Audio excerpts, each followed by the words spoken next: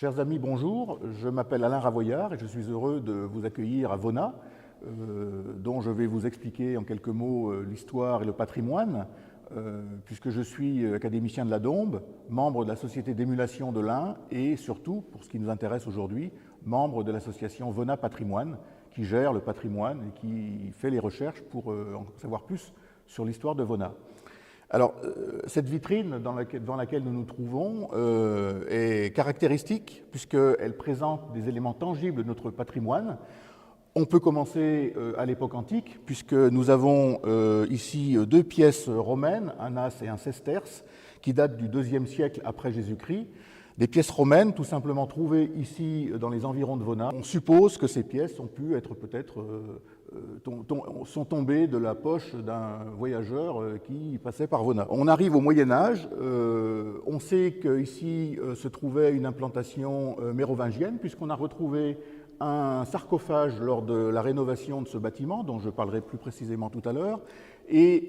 qui date du 5e, 6e siècle. Donc ce sarcophage nous a permis d'avoir une certitude de l'histoire de Vona à cette époque. On a déjà donc une paroisse chrétienne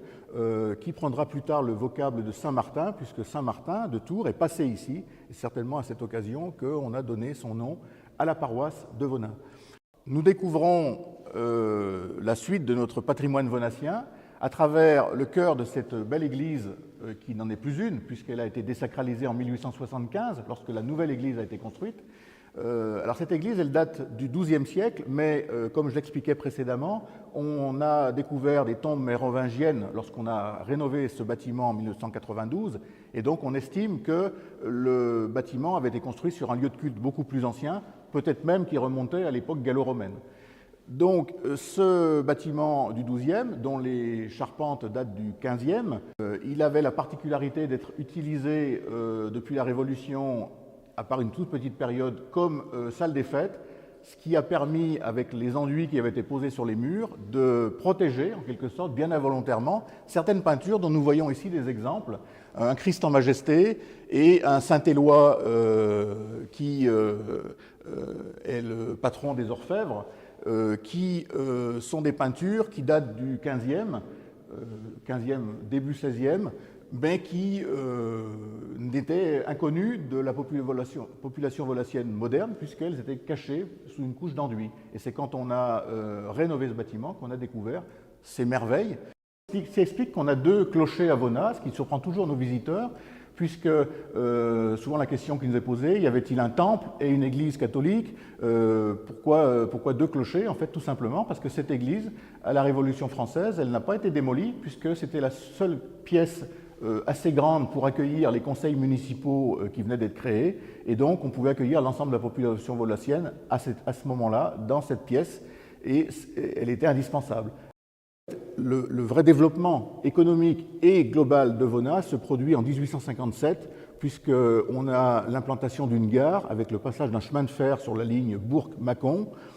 À l'époque, le baron de Béhaut est conseiller municipal et surtout conseiller général de l'Ain, et il va jouer de son influence pour que le tracé de cette ligne, qui aurait dû passer beaucoup plus au nord, fasse un détour par Vona. Alors il y avait plusieurs tracés possibles, on a évité le centre-ville parce qu'il y avait les crues de la Velle qui gênaient l'implantation de ce chemin de fer, et donc on a créé à 1 km au nord du centre-ville du bourg, on a créé donc une gare qui en 1857 a commencé à drainer des populations extérieures.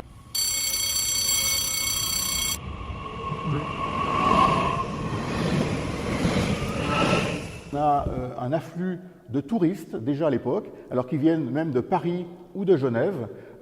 et cet afflux de touristes va être encore renforcé lorsque la mer Blanc va obtenir une première étoile, puis une deuxième étoile, en 1929 et en 1933. Mais il n'y avait pas que la mer Blanc, il y avait par exemple l'hôtel des Dombes qui deviendra ensuite l'hôtel moderne, avec un cuisinier de génie qu'on appelle notre cuisinier poète en quelque sorte, Benoît Perrat,